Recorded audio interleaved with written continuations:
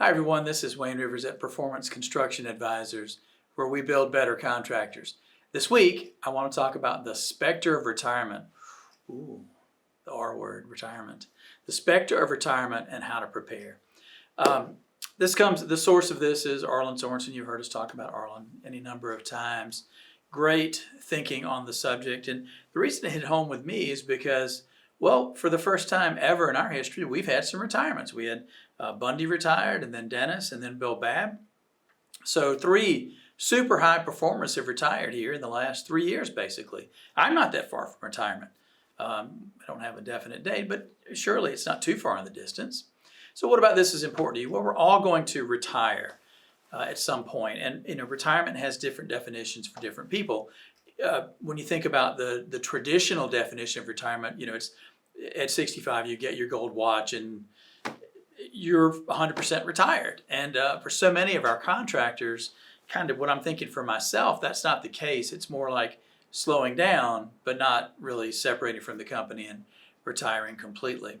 Now, the article that Arlin wrote had to do with the effect of retirement on the marriages of his entrepreneurs. Arlin works with peer groups of IT companies, not contractors, but IT companies, and he was reporting from what his members were revealing to him about post-retirement and the effects on their marriages. So I'll never forget, ages ago, I was talking to a client, and he was retired, but he was in the office. I said, what are you doing here, Robert? And he said, well, my wife said, I married you for better or for worse, but not for lunch. And I thought that was a great comment.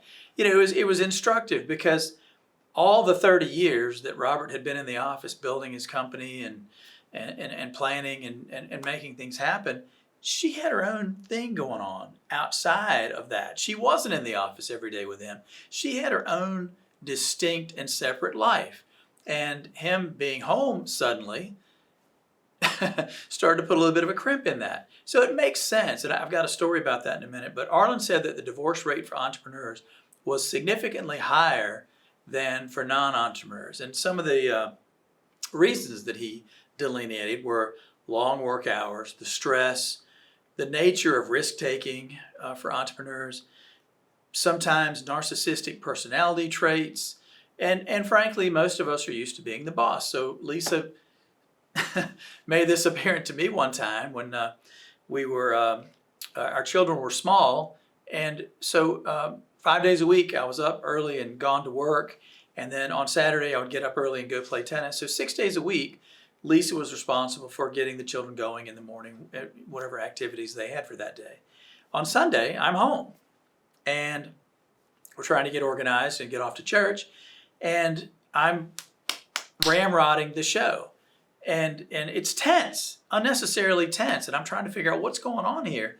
And Lisa explained to me, 6 days a week at home, I'm the boss, and then the 1 day a week you're home with the children early in the morning, suddenly you're the boss. I was like, oh my gosh, that makes perfect sense. So we're used to being the boss at work, and then suddenly you're retired. You're not the boss of anything necessarily anymore, and it's a different dynamic.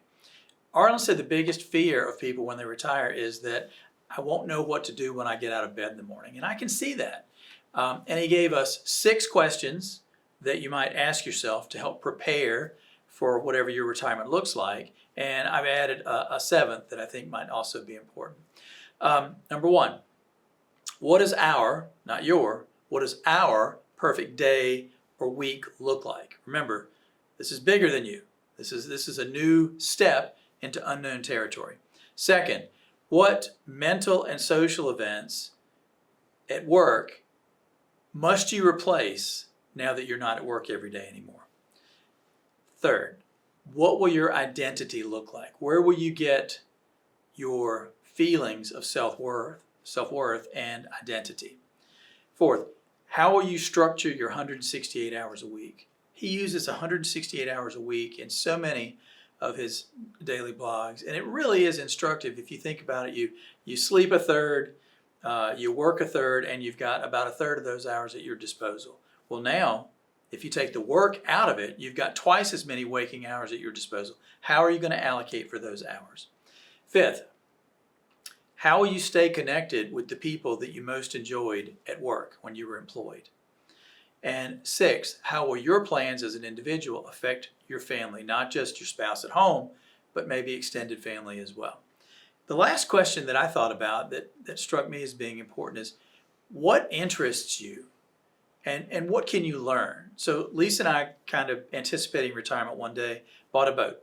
And holy moly, there's a lot to learn. I mean, it's kind of overwhelming actually. We still have a ton to learn. But it's exciting and it's fun and it's new, and we really are novices in being coached up by all the people around us who know boating much better than we do. So that's an example of something that might excite you and about which you could learn. John Mays at our shop says that you can't just retire from work. You've got to retire to something. And that's very wise. So think about, when you're considering the R word, retirement, what are you going to retire to, not just what are you retiring from? This is Wayne Rivers at PCA, where we build better contractors.